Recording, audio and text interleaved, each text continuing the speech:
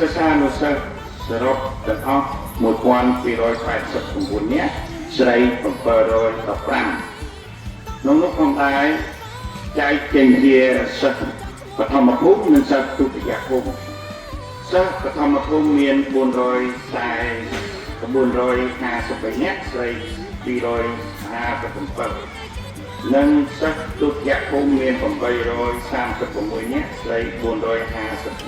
458ដែលយើងត្រូវផ្ដោតរកការអភិវឌ្ឍបានមកសិក្សាអំពីសារៈសំខាន់នៃការបោះឆ្នោតសម្រាប់ប្រទេសយើងគឺការបោះឆ្នោតគឺមានរយៈពេលគឺមួយអាណត្តិ5ឆ្នាំម្ដងបាទហ្នឹងគឺការធ្វើបច្ចុប្បន្នភាពការចុះឈ្មោះបោះឆ្នោតគឺមួយឆ្នាំម្ដងបាទគួរឲ្យសាទរអ្នកដឹងនាំល្អរៀបពិតត្រូវការតែជាប់ឆ្នោតហើយខិតខំធ្វើការគ្រប់រួមសាមគ្គីបំរើខេត្តរាស្របបានជាលើកយកការបោះឆ្នោតមកធ្វើការផ្សព្វផ្សាយព្រោះប្រទេសកម្ពុជាយើងគឺជាប្រទេសដែលអនុវត្តលទ្ធិប្រជាធិបតេយ្យ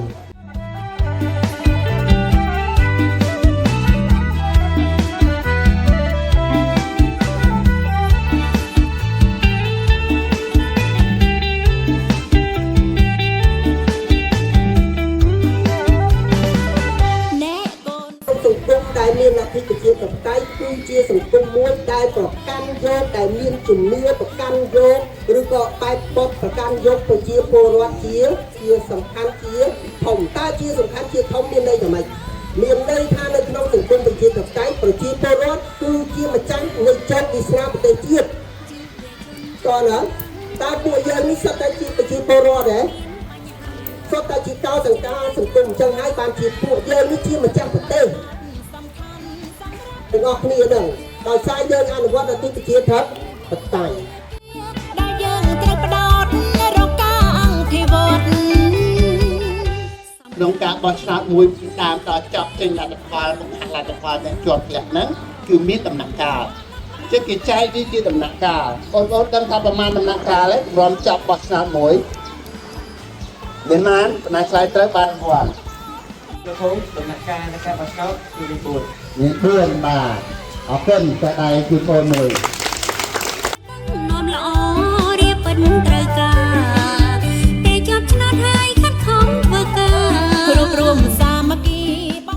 ដំបូងបំផុតដំណាក់កាលដំបូងជាងគេគឺដំណាក់កាលណាចុះឈ្មោះបោះឆ្នោត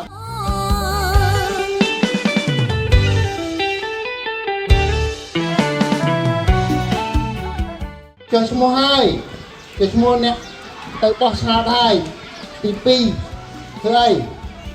ចុះបញ្ជីគណៈបកនយោបាយម្ដាយធំពេញរូបកាយគ្រប់ឃោសនាឲ្យគណៈបកនយោបាយដែលបានចុះបញ្ជីទាំងអស់នោះរកនេះឃោសនារកអីរកស្លឹកឆ្នោតហើយឆាប់ទៅចុះឈ្មោះបងឆ្នោតណាដំណាក់កាលចុងក្រោយគឺដំណាក់កាលបោះរាប់ប្រកាសឡើង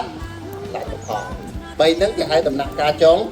ងក្រោយគឺដំណាក់កាលទី4គឺការបោះឆ្នោតការរាប់សិលឹកឆ្នោតនិងការប្រកាសឡើងលទ្ធផលគ្នាគឺជាគណៈខ្លះ2007ដែរទៅគ្រប់អាយុបោះឆ្នោតខានដេញទៅហេតុអ្វីយើងត្រូវទៅបោះឆ្នោតមួយអាណត្តិម្ដងមិនត្រូវក្លៀងក្លត់ស្របតាមឆន្ទៈមួយការចូលឈ្មោះបោះឆ្នោតទី2ការចូលឈ្មោះគណៈបកនយោបាយទី3ការ